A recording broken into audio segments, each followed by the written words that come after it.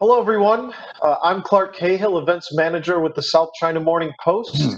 Thank you all for joining us today for our latest segment in our digital transformation series, this time asking the question, how will 5G revolutionize the workplace?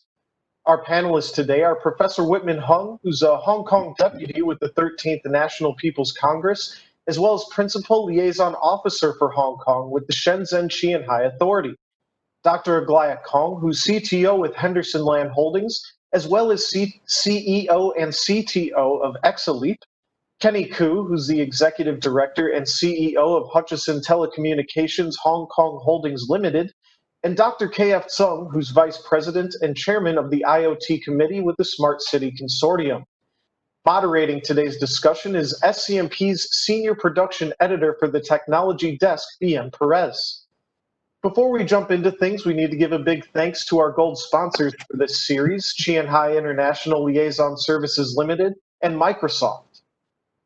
I also want to make sure our audience is aware that we encourage you to submit questions to our speakers. We'll be reserving some time at the end of the session to pose your questions to our panelists, so be sure to use the Q&A box in the bottom right corner of your screen in order to do so. We will do our best to get your questions answered in the amount of time that we have. Without further ado, I will pass things over to Bien to dive into the discussion.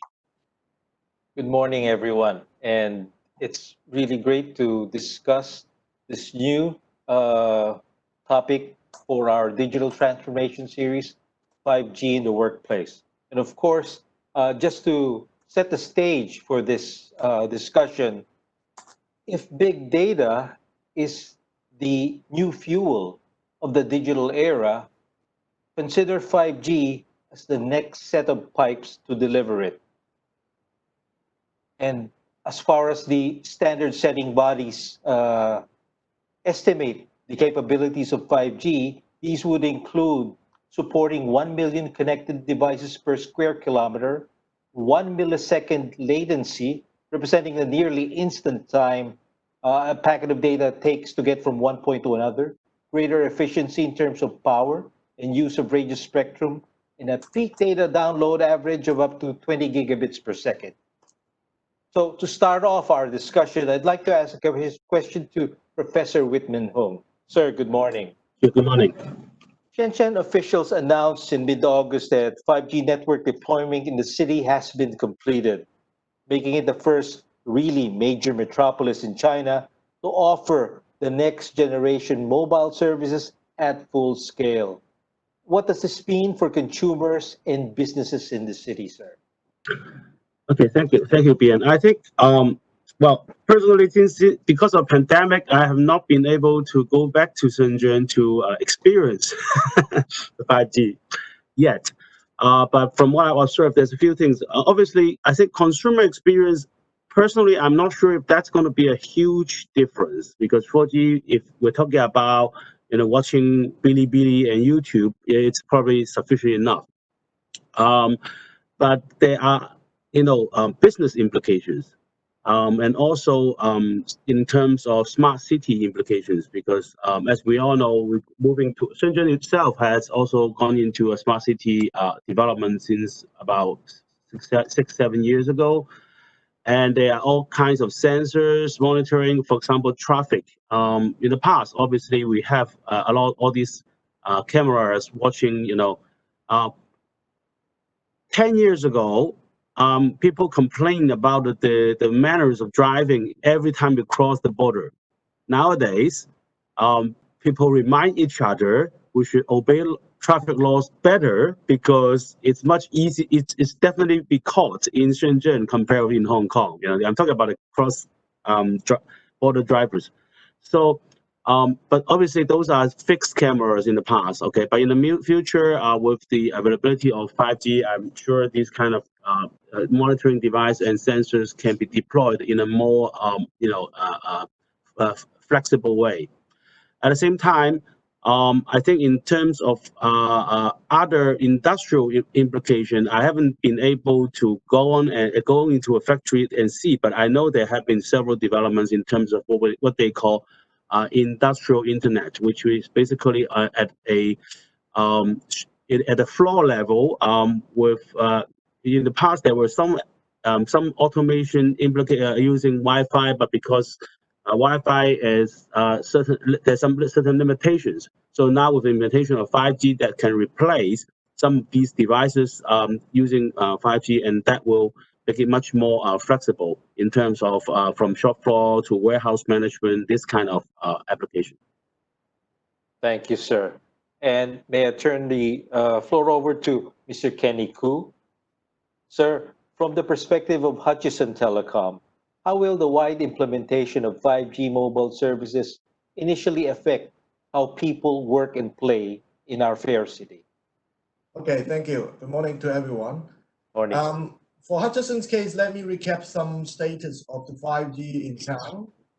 Since April the 1st this year, actually, we have launched our 5G services under the license of the Hong Kong government spectrums that we can deploy the network here.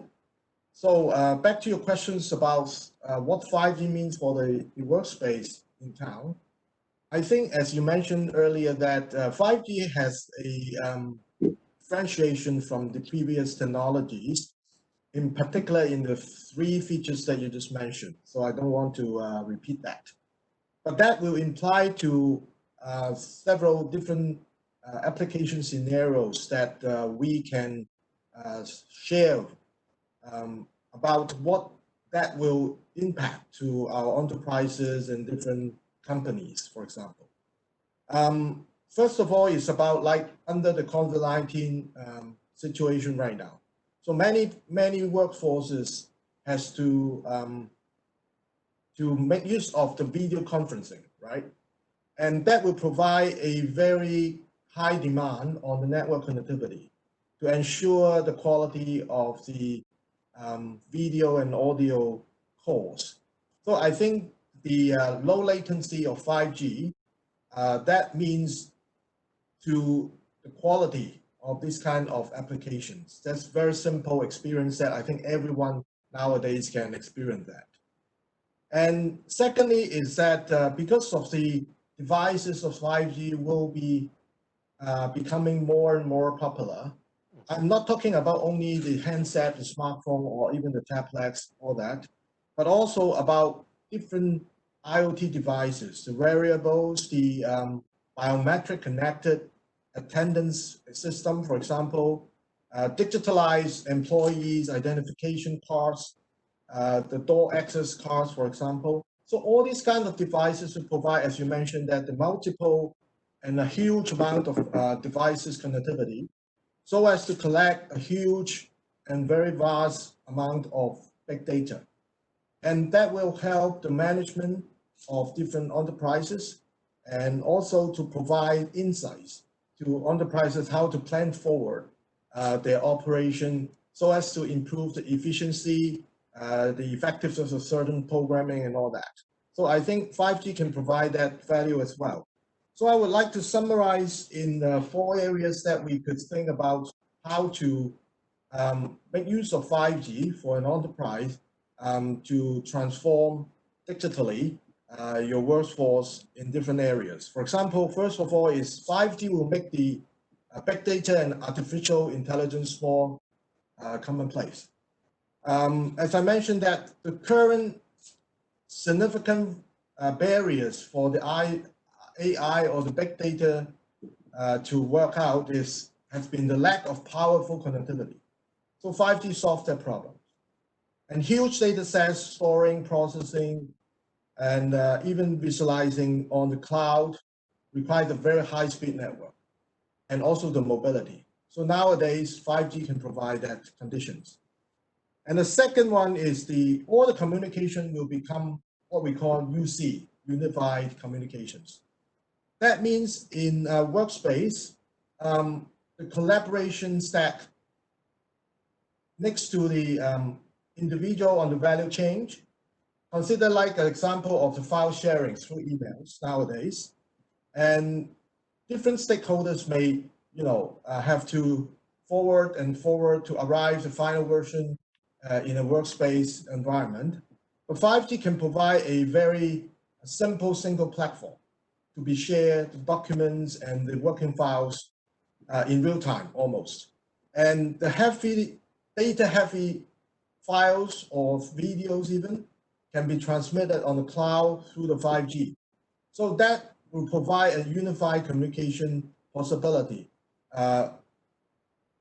Given that that's a empowered office space and the platform that we can share the documents in a single platform.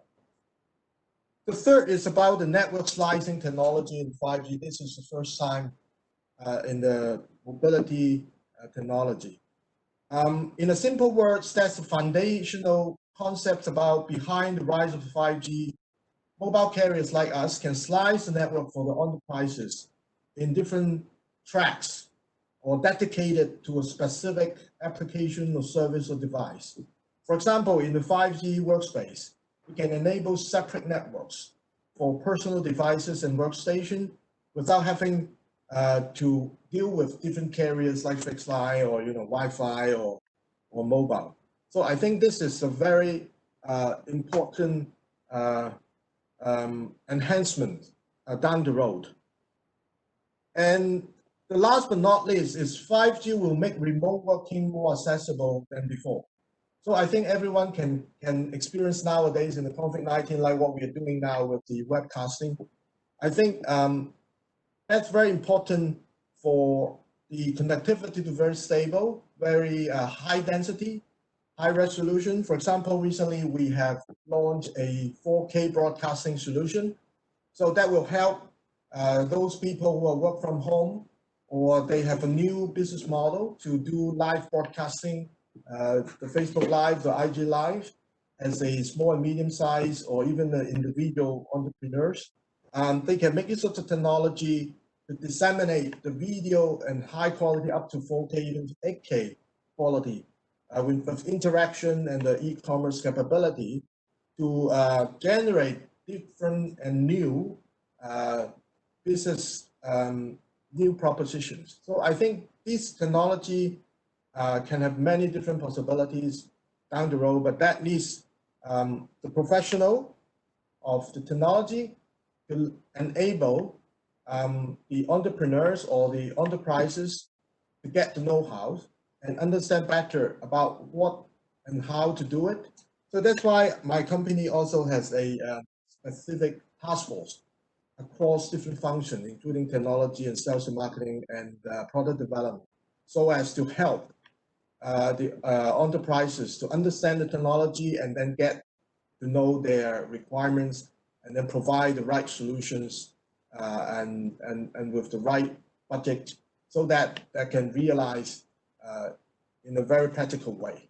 So I think that's how I can address your question. Thanks. Thank you very much, sir. Moving to Dr. Kong, if you can please unmute your microphone, ma'am. As the CDO of one of Hong Kong's leading property developers, how will your industry benefit from 5G mobile services moving forward, ma'am?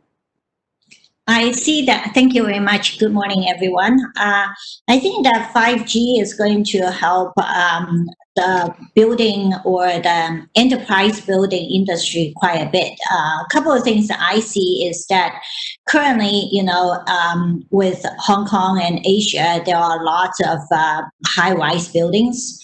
All these buildings is very fancy, but not necessarily smart.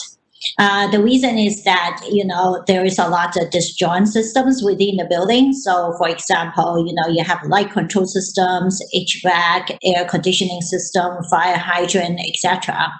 And each one of these systems is kind of a vertical solution from sensors to IoT gateways to eventually a control system. With 5G, we can kind of break the barriers. So through the 5G, we can consolidate and connect all these subsystems together.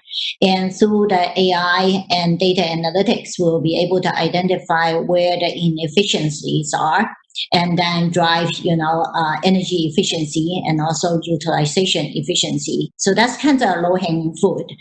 But with 5G, we can further develop smart building use cases. So one good example will be now we can really enable the automation use robotics. So, for example, with the COVID-19, a lot of people stuck in their office, they probably don't want to go to the elevator and go downstairs and get food. Now they can just enter what kind of food they want, and then through the 5G, we'll be able to triangulate and locate where that device is or that person is, and then a robot can deliver food. And similar type of use case can enable to, using a robot to assist cleaning or delivering office supply, etc. So that's something I definitely see robotics past 5G can help. And furthermore, we can expand to more smart building use cases like auto parking, and then the car will come to you automatically, etc. And the last and also the most important use cases, as mentioned by Mr. Koo, is that virtualization of office space.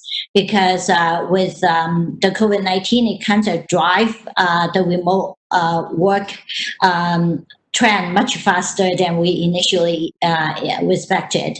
So now people can leveraging 5G to work from anywhere and everywhere. So I think those will have lots of implication to real estate companies. Is an opportunity and also is some challenges we have to overcome. Thank you. Thank you, ma'am. Dr. Sung, you Yes, I am here. specialize in Internet of Things and smart cities. A lot of people hear these terms nowadays, but aren't really sure what they mean in terms of their practical everyday lives. Could you explain a bit more about your recent research and studies in these areas of IoT and smart cities? Thank you, Ian. First of all, I apologize for my chaos in the beginning that I could not turn off my camera. Now I'm worries, okay. sir. And yes, 5G obviously can offer a lot of applications, and that helps our daily lives, that improve our quality, living quality, etc. And I just heard about some potential applications from both Kenny and Professor Hong and Dr. Kong, in particular Dr. Kong in the building. It's fancy, it's very good. But we need the help of IoT with smart sensors. You need to deploy sensors to detect a number of data so that you can use it for your application, for example, buildings, for example. And while we have the operators here who is looking at a lot of fancy applications that helps people's life, my mission here is to look at the potential threat as well as the accuracy of your data and applications. When you look at your IoT application, you may have a very fancy application, like you have it shown on the dashboard, for example. It looks very fancy, but I asked the question, how accurate is the data you have shown? I asked the question whether there's any potential threat already embedded. So that's why I am developing a IEEE initiative called P2668. I'm still developing it, not just submitted. I have a number of trials right now, for example, with China Mobile into their NB-IoT system that I built my initiative in to see how well and how good the performance can be. So this is under the experimental stage right now. I hope more people can join me to apply this standard to see how well their system can be. So what we need right now is when we have so many IoT solutions in the market, we really need some way to measure in a quantitative way. Normally, you only hear about qualitative way, but perhaps this is the first time that we have a very holistic view and measurements on IoT solutions that give quantitative scores and figures that tells, I won't say how good you are, that tells your performance. So we don't normally need a very expensive solution, but we need a solution that is good for your what you need, good for your applications. So in my trial right now, in my research, I try to give score to give performance so that users may be aware of their performance and they can improve their solutions in the future, and they can, if they fall short of one aspect, maybe they don't have to do it on their own. They can collaborate with other potential solution providers so as to do it in a very efficient way. So I check on your security level. I check on whether you will probably likely to receive interference, for example, in the physical layer, and whether your latency is good or not. So because when we are talking about 5G, in fact, we are talking about latency as well, and also reliability as well. So I just hope in this way I can help developer to develop a better solution that help the community. So that's all. Thank you. Thank you very much, sir. And before we go to general questions, I'd just like to ask another question to Mr. Hong, Professor Hong. Sir, the Mawan Smart Port along the coastline of Shenzhen, it's probably the first such smart facility in one of the biggest container shipping centers in the world. What are some examples of how this infrastructure differs from a traditional container terminal, sir? Okay, thank you, Ben. You're very up to date. This just launched last month, August 26th. Basically, I mean, it's a gradual improvement. In the past, we already have, for example, the Shanghai port and part of the Nansha port is already a people-less container terminals in the sense of all the cranes are being controlled remotely. But in Mawan, because of the new infrastructure, we now have driverless cars or driverless lorries, basically. The trucks are moving the containers that you downloaded from the ships directly to its destination without any human intervention. Okay, so that is already being done. I'm sure they're going to have more and more other applications. I mean, Mawan, as I said, I haven't got a chance to actually attend the ceremony last month, but I'm looking forward to look at it. But I can see, just like what Dr. Kong just said, I've seen some other startups in Shanghai. Actually, Hong Kong Kit. One is a robots company. The other is a drone company, and they can both use 5G. The drone company does building inspections, basically. Okay, and I think it really makes sense because it's a dangerous job, right? So instead of people hanging out the wall, they have the drones that does the building inspection. And with 5G, obviously, the flexibility become much more. The robots they have been doing. I know one of the application in Hong Kong they did was a robot that measure your body temperatures. It works around. Instead of a fixed one, that camera, they have a robot that can do that, and that also was enabled by 5G. But I'm not sure which service provider it was. But I think we're gradually getting there. But let's face it, today the 5G implementation, even though the governments and the carriers said it has been implemented, the actual technology implementation as well as the actual bandwidth and everything is not there yet. Okay, we have I have personally talked to quite a few of my friends who have been using some of these early technologies. It's not that easy yet because some of these implementation are still based on it's a build up on a 4G station instead of a brand new one. So there's certain limitation. But I think I'm still very positive. I mean, I think that as the application became more popular, I'm sure the carriers would then do more work. Thank you very much, sir. And now on to the nitty-gritty about the workplace and 5G. So 2020, we're seeing a lot of deployments being completed, being started, and some muddling through.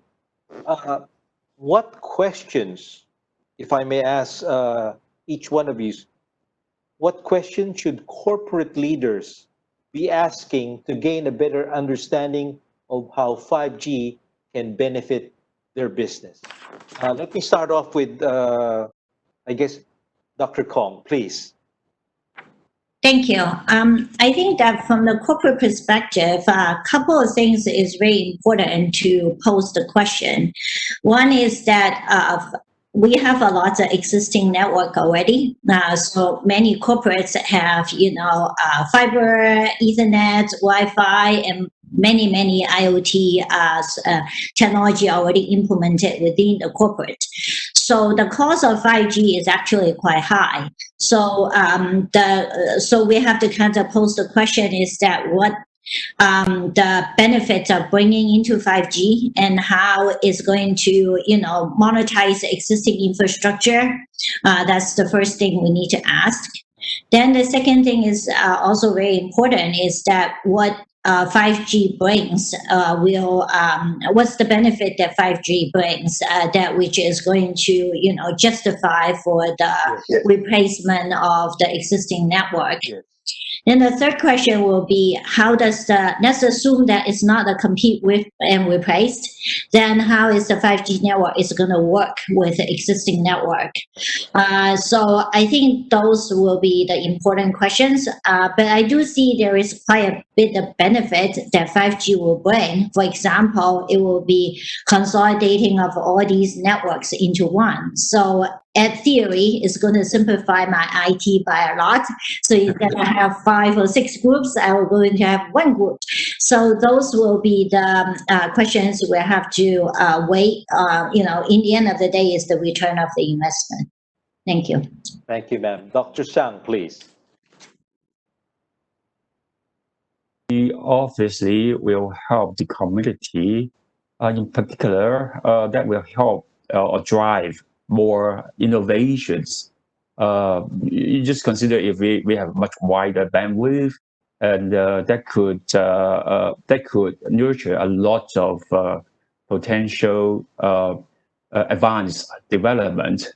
Like, for example, VR, AR, and also robotics, and also medical applications, which really rely on a very reliable means. Also, the latency, we demand very short latency, and that also helps massive IoT.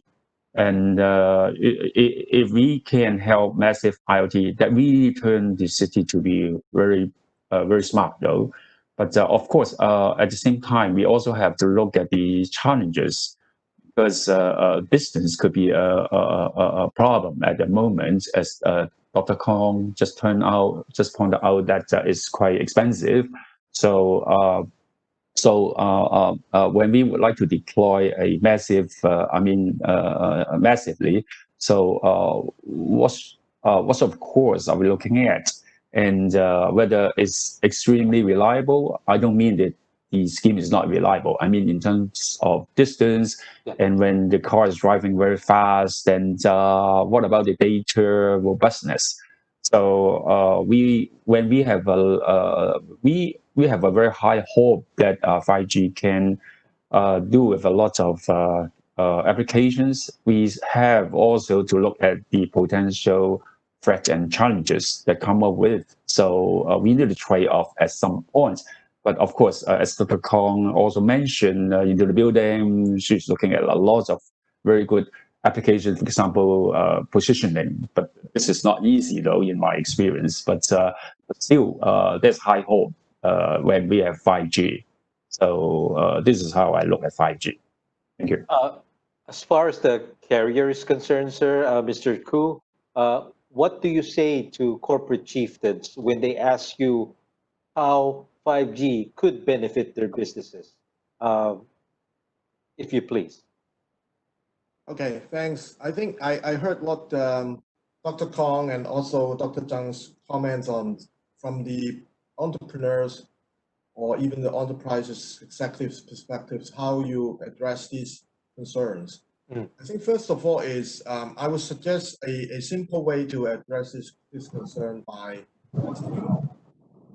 we could start from something not exist in our ecosystem right now, so as to cut through the applications organically with the existing network or infrastructures. And over time, we can try to revolutionize, the legacy system with some new technology like 5G or IoT to replace the existing infrastructures progressively. So I'm not saying that using the 5G to replace the whole thing overnight from the scratch. I don't think that's practical, in particular under the current economy situation. But I just give an example. Like in the property management, we do help some clients of ours in our own mother group or even some other property group. We help them to deploy some like the smart parking solutions. So we have the contactless smart parking solutions to help them to improve the efficiency and reduce the cost of the human being operation, for example, and make the accuracy and the data available and possible for the management of the property. And that will also enhance the end user, the consumer side user experience. For example, like the smart parking solution that we deploy is like a video recognition high dense camera to the car plate number to provide a non-stop kind of gatekeeping solution for the car park. And that will save up the human cost on, the tolling and also the other monitoring by the high density video monitoring system around the car park. So that's an example to tell how we add on something new from the existing legacy system, and that will provide a cost efficiency benefit. And gradually how we integrate with the others, like in the shopping mall attached with the car park, how we can install some sensors, some IoT sensors, some video surveillance system to help on the management of the footfalls of the shopping mall, so that we can count which area or which zone of the shopping malls provides more footfall for some reasons. And that could provide a better insights on how to define the rental fees of different location of the shops, for example. I think that will provide values, added values to the existing situation that if without the 5G or the IoT enablement, I don't think that would be easy. And starting from that, if we capture the benefits or the values to justify for the later investment. For example, in the office, we have smart office solutions to help the administration to better manage the meeting room utilization or the utilization of different utilities, because ESG nowadays is very hot topics among the public companies and different enterprises, and that kind of areas are new. Okay, so maybe the demand in a previous period may not be that high, but nowadays we still need to invest something to address this kind of demand, and that's the areas that we can start with first. I think that will make more business sense to most of the executives how to make use of the technology, but at the same time we have a good reason to spend the money and get the right return, not too early and not too much. Professor Ho, what should corporate leaders be asking about 5G implementation? I have a little bit different views. I think yes, incremental benefits will be there gradually, but I would suspect that the use of 5G should be in areas that were not feasible before, which means if you are already doing something on Wi-Fi, on 4G, yes, replacing with 5G may be better, but I do not see the huge benefit from that. What just Mr. Koo just mentioned, all these applications, I'm almost certain that I can do it without 5G. It's more like AI solutions when you have this kind of monitoring device, and it can be a fixed device because for this shopping mall management or even conference room utilization. Therefore, I think business leaders should think out of the box. They should think about things they have not been doing. 5G, I think the application of 5G is a good thing is in certain remote areas where traditionally they were unable to be covered by fixed line, and the traditional mobile, even 4G, cannot sustain the kind of data volume. For example, smart city sensors on the roadside. These things, I think using 5G makes sense. The other thing is something that's mobile. I just mentioned robotics in a manufacturing shop floor. Okay, these things in the past, because of their amount of data they needed, they has to be either wired on the Wi-Fi, and Wi-Fi there are dead points, dead corners and things like that make it difficult. So these days, if we can replace that with 5G, that makes sense. So I think what we should do, what business leaders should do, is think out of the box, think about things that couldn't be done in the past. Okay, because and then you can think about, what if I now am able to capture those data? Okay, in the past, the data capturing, yes, technology is there, but because the lack of efficient way of transmission, people kind of just leave them alone. Now these can be done. I mean, and it has to be coupled with big data and AI solutions. Okay, it's not independent. We're not just talking about passing of data, but how to process those things. So if we think about it, 5G is an enabler, okay, but it's not a silver bullet. Okay, in fact, it may not be the best thing since sliced bread, but it's an enabler, and coupled with the other technology development we already had in the past few years, which include AI and big data. We should think. I would challenge the business leader to think, out of the box and think about a total different way of providing services or managing their workforce and shop floor. Just to combine some two questions in our lineup. What is actually the regulatory landscape right now involving 5G and the implementation of this modern mobile service? Precisely because it handles a lot of big data. And I'd like to know not only the regulatory landscape, but also, are there any cybersecurity and data privacy concerns? Dr. Kong, please. So from what I understand, there are two regulatory standards driving the 5G. One is the 3GPP, and the other one is the IEEE that is being mentioned. I think that, a couple of things I do worry about 5G is regulatory due to all these China-US trade war and also the deglobalization. One thing it will be very worrisome will be each region or each country is going to drive its own 5G standards. So this is something that is going to, make 5G adoption worldwide become very difficult. So that's one of my biggest concerns regarding the regulatory side of things.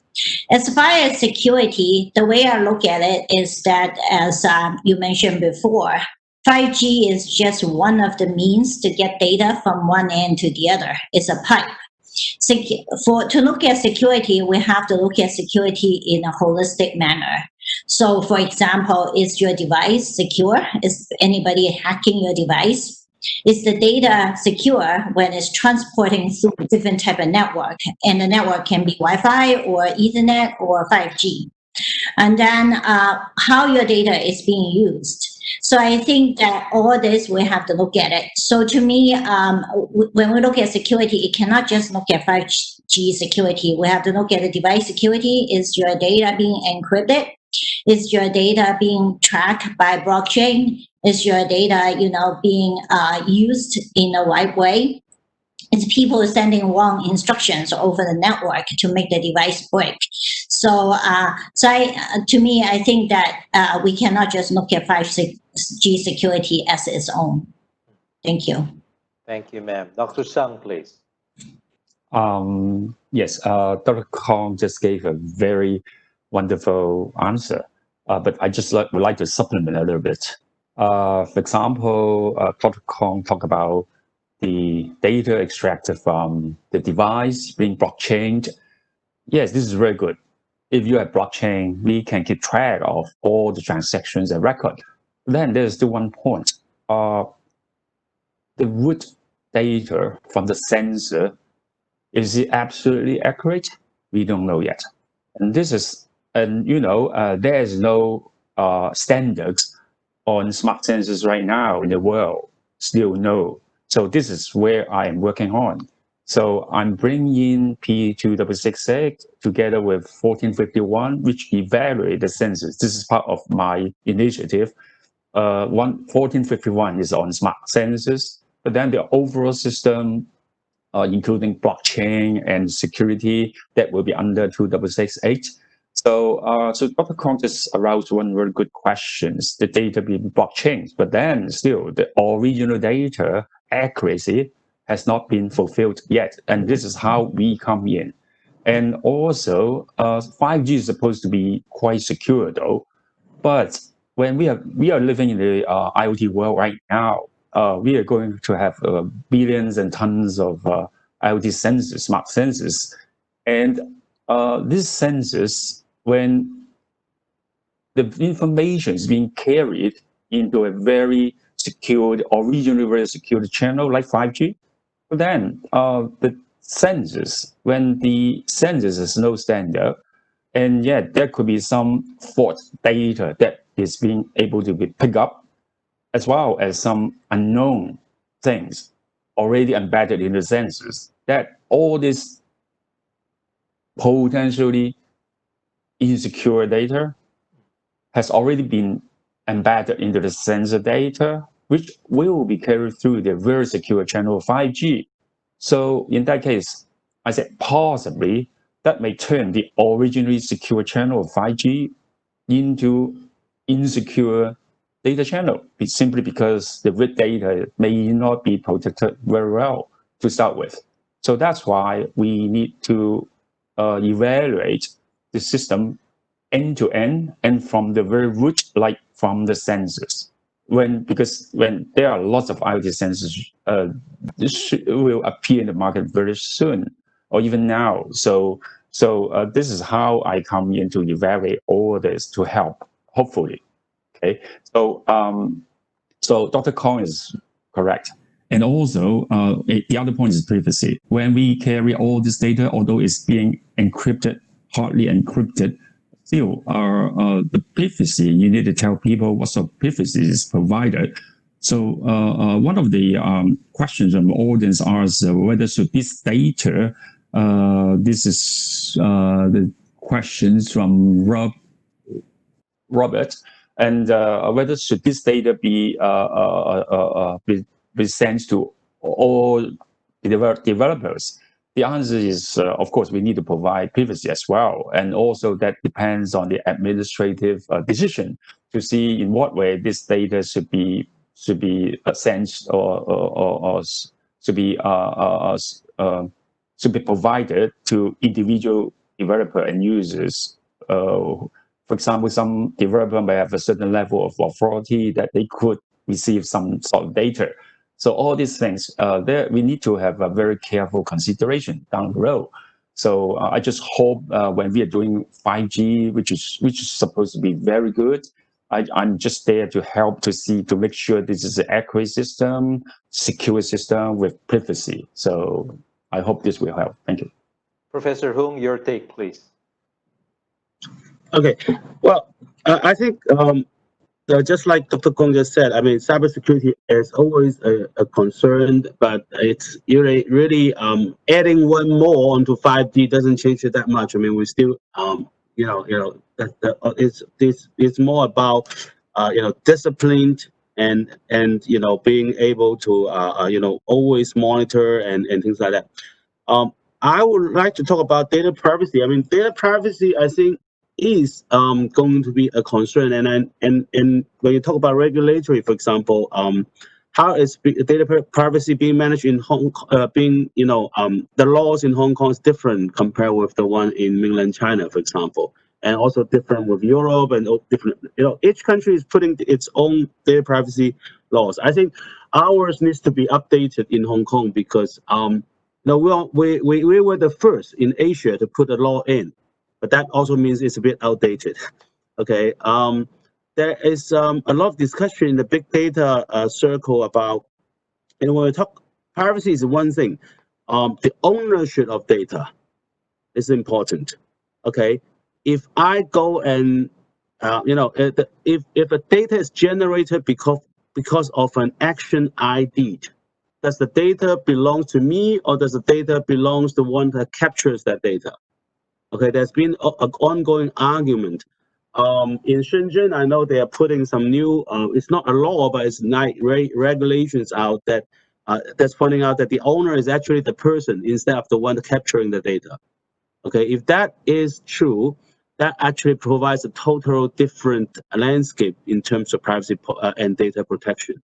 Okay, mainland China is now. I'm actually I was I wrote a paper to them as well because they are going to the NPC National People's Congress is going to pass a new law on data security. Okay, probably in October. And then there will be another one on personal privacy. So these laws are being put in place, and then hopefully it will help to balance. Okay, because there's no such a thing as a strict 100% privacy. If we are, one of the problems Hong Kong had in the past is we were a little bit, I would say, almost religious about data privacy. Okay, and I can tell you that big data won't be able to become an industry if everybody is so religious about data privacy. Okay, so on one side we need to protect it, on the other side we need to balance. And the laws and the regulations, I think, need to be there so that on one side, the consumers or I would say the objects of the data can feel comfortable, and the other side is the user of the data, the corporates, the enterprises, they can work within a legal framework, so to use such data to help their business. Thank you, Professor. Mr. Koo, please. Okay, so this is quite broad questions. I think I try to address some of them that relevant to my perspective. First of all, about the global standard, I think that's, as mentioned, that is governed by the 3GPP. And currently, most of the technical or the network implementation is based on the latest release of the 3GPP specification. So up to now is the release 16, what we call. As far as I think the industry to follow that specification, I think I didn't see any threats of the violating or the difficulties in aligning the standards. But more importantly, it's about, of course, the political concern in the current situation. I think is another matter of the development of 5G. So I would not be too worried about that area, given that every implementation of the technology is based on the specification. It's all about the application layer. I think on top of the network itself, we develop different applications. So I'm not an expert in cybersecurity, but I would just want to emphasize on the question back to Dr. Hong before that about the 5G application in some remote areas and new areas that we have to think out of the box. I totally agree with that. But what I would like to address is about, if we think about the application I just mentioned earlier, we care about the security, we care about the network security. So that's why if we are using Wi-Fi now, I do think 5G will have a better security level than Wi-Fi at least, and comparable with fixed line, but with the mobility capability. So that's the 5G make the difference. And secondly is, in terms of the network layer, or the network level security of 5G itself, I don't see it's worsening than the existing technology, but have room of enhancement. This all depends on the applications running on top of the network. So I think the entrepreneurs or the enterprises executives have to think about if they apply the new technology like 5G or IoT, definitely they have to address all kinds of data privacy, data security issues, just like now, you know. So 5G doesn't make anything worsen or make the key factors change because of the technology itself. So I think that's a very important topics all the way along, but 5G itself will provide better network conditions, but not worsen the security factors. So that's my response to that. Thanks. Thanks, Bien. We do have some audience questions here. I think this first one, it's a bit more on the operational side of things. So perhaps Dr. Kong might be a good person to answer, but anyone feel free to jump in. This question is first, 5G is a mobile technology. There are potential data disconnection issues that could happen due to many factors, just such as signal interference. How can building management deal with potential reliability problems? How can anyone who invests in 5G into their infrastructure, trust the 5G or IoT working well in smart buildings? I will try to answer that. So I think this is a good question because one of the challenges is that 5G does not necessarily automatically work with the existing network. So for example, if you are based on Wi-Fi 5 or 5.1 or 5.2, that particular network does not able to pick up with the fast speed 5G network because data rate is not catching up. So in this case, you might need to upgrade to Wi-Fi 6 in order to take the full benefit of 5G. And also some of the devices doesn't support the 5G signals, so there will be an upgrade is needed.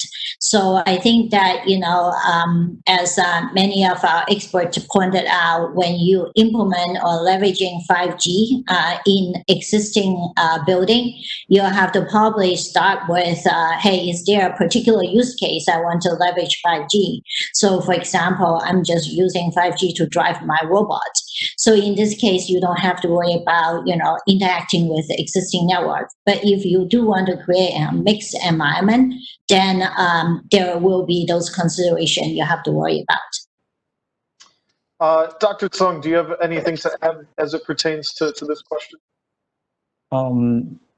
Normally, whether the reception quality is good or not, in fact, can be checked by looking at the link budget. This is a technical jargon.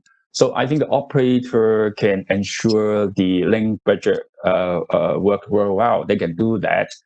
And of course, you can also interoperate with other technology platform, like, for example, Dr. Kong just mentioned about between 5G and Wi-Fi 6. Wi-Fi 6 is a very high-speed platform as well. And so at the moment, 5G works at sub-6 gigahertz level in Hong Kong.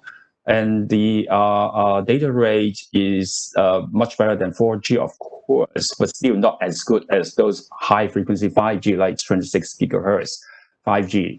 But when you go for extremely high data rate, that also means your working distance is very short. And the operator can ensure the reception quality. But within the building, it's much better performed because objects tends to be stationary or they don't move pretty fast. But on the road, it could be a problem because when you are driving pretty fast, the link budget could be worsened by a lot. I'm sorry, I'm using this technical jargon, link budget all the time.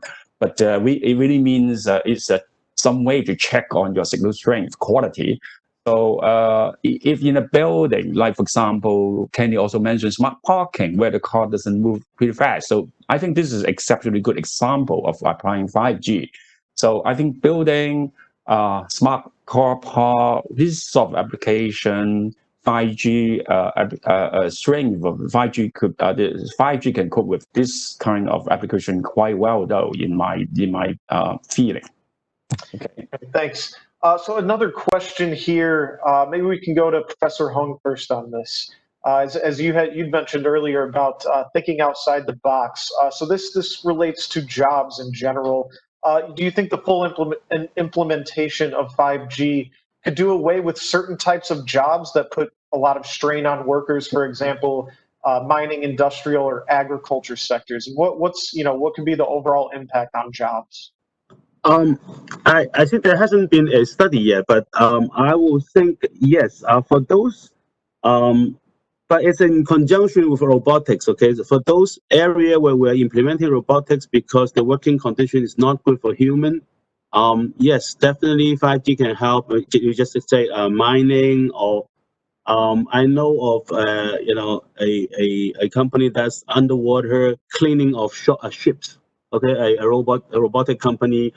Now, yes and no in the sense that even without 5G, they're doing it anyway. Okay, but they're using different way of communication, maybe not as efficient. Maybe less flexibility, maybe slower, but they can still do it. Okay, but with 5G, obviously, it will make their job easier. Okay, and I think definitely in the area, if you think about it, yes, putting a robot to mine is not that difficult. Putting a 5G signal under a mine will be a difficult job. So if you think about it, so it's a tricky question. So in those areas where it's very remote and it's bad working condition, desert or whatever, yes, it may be good to have robots with 5G, but the thing is, how do you get your 5G signals over there?